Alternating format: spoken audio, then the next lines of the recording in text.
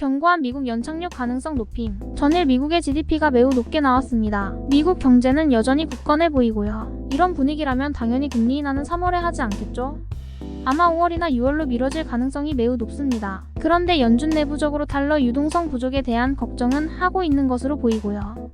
아마도 선제적으로 양적 긴축 축소라는 카드 혹은 심하면 기습 25bp 금리 인하 이 정도는 언제든지 할 수 있을 것 같습니다. 그럼 증시에 다시 불이 붙을 수는 있을 것 같다는 생각이 듭니다. 그런데 요즘 상대적으로 한국 증시가 덜 올랐기 때문에 한국 증시에도 기회가 왔으면 하는 개인적인 바람을 해보겠습니다. 오늘 코스피 지수는 장중 1.3% 상승을 보여줬는데요.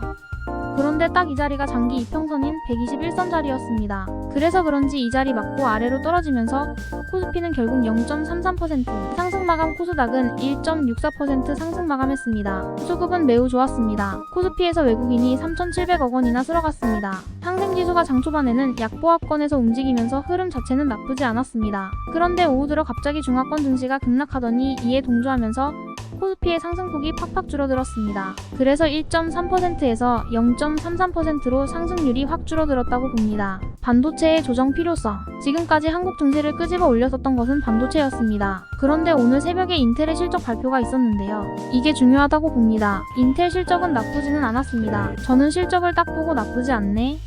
이 생각을 했었거든요. 그런데 결국 주가는 가이던스를 미충족했다는 이유로 시간 외에 10% 하락 마감했습니다. 이것을 보고 드는 생각은 미국 반도체가 그동안 너무 올랐구나. 조금은 쉬었다가도 되겠구나 이런 생각이 들었습니다. 실적이 무난함에도 불구하고 주가 조정을 야기시켰다는 것은 그만큼 시장이 내리고 싶어 한다는 것입니다. 그래서 앞으로 이어지는 반도체 장비주의 실적이 좋게 나와도 이상한 핑계로 주가를 끄집어 내릴 가능성도 있겠네요. 물론 압도적인 후실적을 보여주면 주가는 당연히 오르겠지만요. 그래서 금요일 미국장이 중요하다고 봅니다. 미국장에서 반도체가 어떻게 흘러갈지 이것을 확인해야겠습니다. 일단은 인텔의 시간의 움직임만 보면 그리 좋지는 않았고 필라델피아 지수 또한 2% 하락을 하였습니다. 그런데 한국 반도체는 상대적으로 덜 올랐었죠? 그래서 조정이 약하지 않을까 하는 생각이 들고요.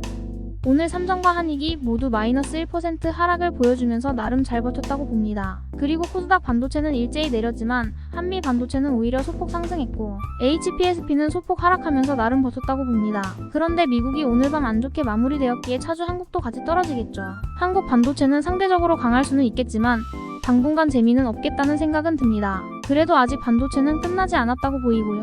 일시적 휴식은 필요하다는 생각은 듭니다. 반도체 파생 섹터의 상승. 재밌는 게 하나 있습니다. 반도체와 연관된 섹터가 플랫폼, 올레드, 로봇, 오지, 메타버스, 컨텐츠 이런 섹터가 있습니다. 오늘 이런 쪽이 일제히 급등했습니다. 그렇기 때문에 아직 반도체가 완전히 무너지고 새 판을 짜야 한다는 생각까지는 들지는 않습니다. 그리고 제가 여러 번 이야기 드렸던 것은 2월 2일 비전 프로 출시 전후까지는 어쨌든 메타버스 섹터는 강세를 보일 수 있다는 것이고요.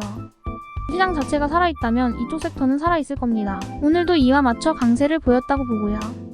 저도 언제가 피크일지는 정확히는 모릅니다. 그렇지만 21선 아래에서 매수했다면 2월 2일이 다가올수록 분할로 매도하는 게 좋습니다. 기본적으로 한비소프트, 스코넥, 허닉시스템 같은 메타버스 관련주들이 오늘 폭등했고요. 코세스라는 종목이 있는데 너무 급등한 종목입니다. 구경만 하시고요. 너무 오른 상황인데 오늘 조정받는 가운데 오후 들어 아래 꼬리를 달면서 낙폭을 줄이는 모습이 인상적이었습니다. VFX 3종목 역시 일제히 올랐습니다. 다시 21선 위로 일제히 올라서는 모습입니다. 국채금리가 떨어지면 바이오를 쳐다보자. 그리고 어제 미국의 GDP 호조에도 불구하고 국채금리가 떨어졌는데요. 이 부분을 제가 여전히 중동 리스크가 있다는 식으로 말씀드렸는데요. 일각에서는 어제 GDP 세부 항목 중 물가 항목이 완화되어서 국채금리가 떨어졌다는 해석도 있더라고요. 어느 정도 일리는 있습니다. 그래서 오늘 한국 증시가 오른 것 같기도 하고요. 어쨌든 국채금리 하락과 함께 금요일 2차전지 바이오가 일제히 올랐습니다. 제가 여러 번 이야기 드렸듯 바이오는 좋습니다만 그렇지만 2차전지는 오늘의 반등이 지속적일지는 모르겠습니다. 오늘 이러한 성장주들이 오르면서 코스닥 지수가 급등한 것 같은데요. 바이오는 주요 종목들이 21선 아래로 왔을 때 매수하는 게 좋습니다. 아마 이번 주 월요일부턴가 반등이 시작되었죠. 흐름은 좋습니다. 그렇지만 2차전지는 오늘 반등이 크게 나오긴 했는데 거래량도 많지 않고 살짝 애매한 느낌입니다.